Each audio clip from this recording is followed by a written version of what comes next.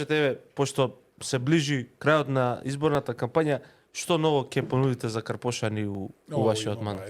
Сега новина. Која е новина? И полагање за прва помош, и лекарскиот преглед, и првиот испит полагањето прво. Све комплет. Значи покрива општина Карпош.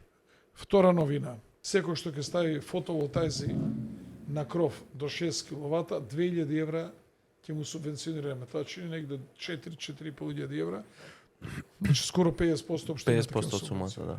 Секој што ќе купи кола на електричен погон, 2500 евра ќе го субвенционираме и ако живее во колективна зграда, ние ќе му донесеме ова инсталации за полнење на возилото.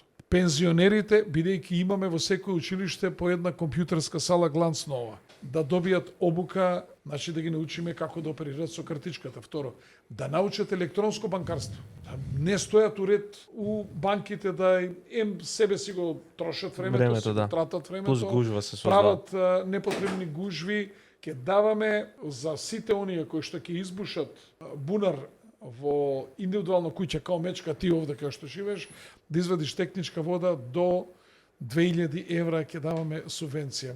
Голем дел од Карпош има вода после 8 до 10 метри, тоа значи дека поголемиот дел од инвестицијата ќе покрие општината Карпош, а ако пак се здружат 5 семејства заедно, значи до 5000 евра ќе им даме. Тоа значи и бушење бунар, и резервар да направат, и инсталации за хидранска мрежа.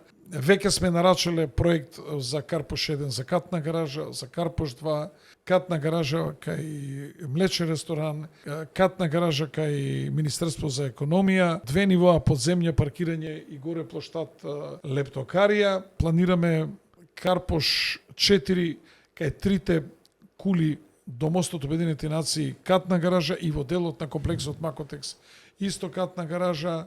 Тој план ќе го вратиме назад и кај двете воени кули во Нерези, катна гаража 2 нивоа подземја и 4 нивоа надземја и катна гаража пред порта Влае. Училиштата веќе поставуваме батерии, зашто фотоволтајзите што ги имаме, децата летоска не се во училиште, значи тогаш најмногу се произведува струја.